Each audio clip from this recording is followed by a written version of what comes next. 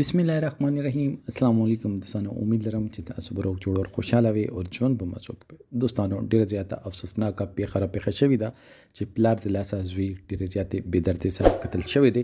اخر دا پس او پس وجه باندې د باره کې اوس ټول معلومات په دې ویډیو کې شیر کوو او که تاسو ټولو معلوماتو باندې ځان خبرول غواړئ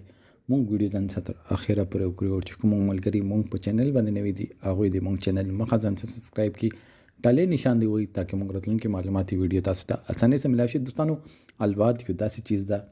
چې الله پاک چاته ویر کې او هغه نیک عمل راوخیږي نو هغه مور او پلار پر د دنیا چې دا جنت شي او هغه ډیر په سکون باندې هغه ته خپل ژوندۍ اختتام اور دې دنیا نه هغه دنیا ته انتقال هغه ته سغم نوي خو که الواد د بدعمل راوختلو بس دا دنیا ها جهنم اور هغه دنیا ها جهنم. دوستانو موږ یو داسې معاشره کې اوسېږو چې هغې معاشره کې ډېر زیاتې کمیانې دي، هغې معاشره کې ډېر زیات ظلم زیاتې دی، ډېر زیات معاملات داسې دي چې هغه موږ په خولې باندې نشو ویل. نو دوستانو دلته یو پلار چې هغه مجبوره خپل د زوی اصلاح دپاره زوی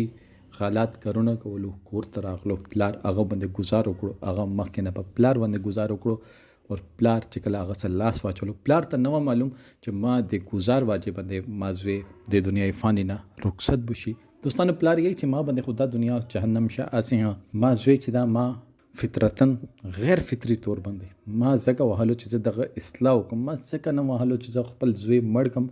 ما اس کله دا اراده نه ما صرف دا اصلاح کوله چې ته ناوخت رسې کور ته غلط صحبت کې ګرځي خپل لار چې دا هغه سیده صراط مستقیم باندې روان شه ټیم سره کور ته رسا مور سره د غامي ما سره د غامي څوک به دی اولی چا د مرګ د يرنه پلار یریدو او خپل لاس سره قتل شول. دوستانو هغه پلار په زړه باندې به ستیریږي دا سوچ خپل الفاظ خاص طور باندې چې تاسو بچی چې کور نه بار ته بچی نو خیال ساتي چې دا چا سګرځي